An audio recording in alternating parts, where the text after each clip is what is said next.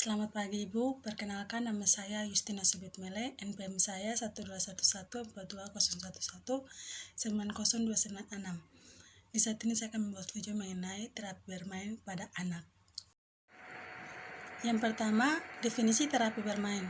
Terapi bermain adalah bentuk konseling atau psikoterapi dengan menggunakan permainan guna mengamati serta mengatasi masalah kesehatan mental dan gangguan perilaku pada anak. Terapi ini utamanya digunakan pada anak-anak berusia 3-12 tahun.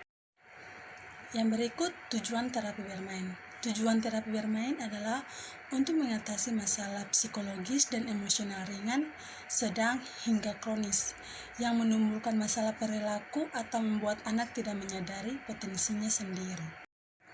Yang berikut indikasi terapi bermain. Yang pertama, mengembangkan rasa percaya diri anak pada kemampuannya.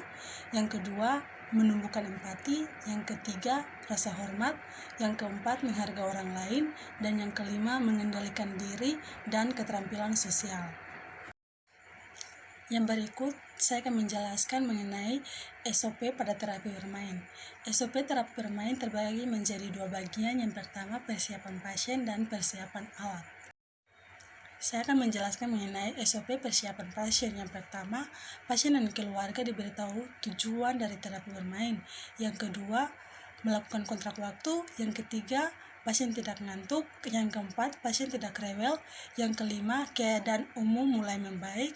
Yang keenam, pasien bisa dengan tiduran atau duduk sesuai dengan keadaan pasien. Yang kedua, persiapan alat. Yang pertama, rancangan program bermain yang lengkap dan sistematis. Yang kedua, alat bermain sesuai dengan umur atau jenis kelamin. Yang berikut saya akan menjelaskan mengenai prosedur pelaksanaan. Prosedur pelaksanaan dibagi menjadi 4 tahap. Yang pertama, tahap prainteraksi. Yang kedua, tahap orientasi. Yang ketiga, tahap kerja. Dan yang keempat, tahap terminasi. Yang pertama, tahap prainteraksi. 1. Melakukan kontrak waktu.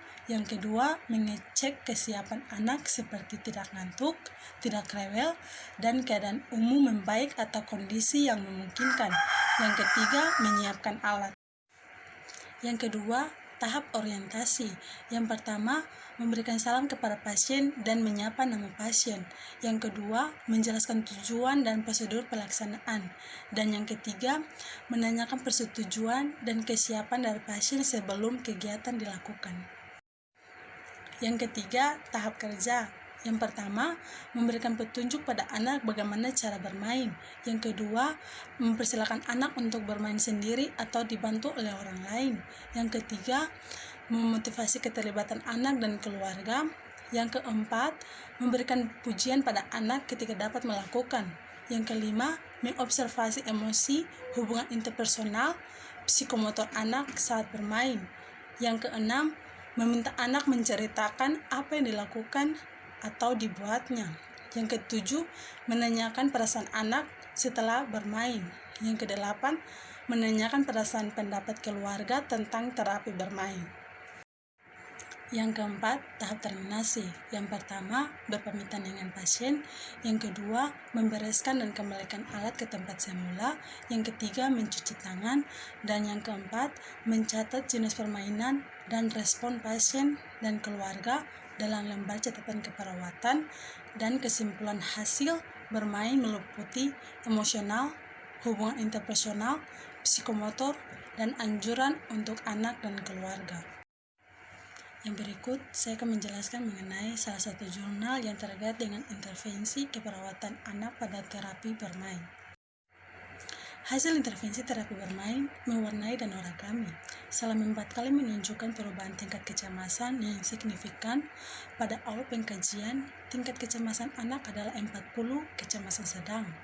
Namun setelah dilakukan intervensi terapi selama 4 hari berturut-turut, tingkat kecemasan turun 4 poin dari 40 kecemasan sedang menjadi 36 kecemasan ringan.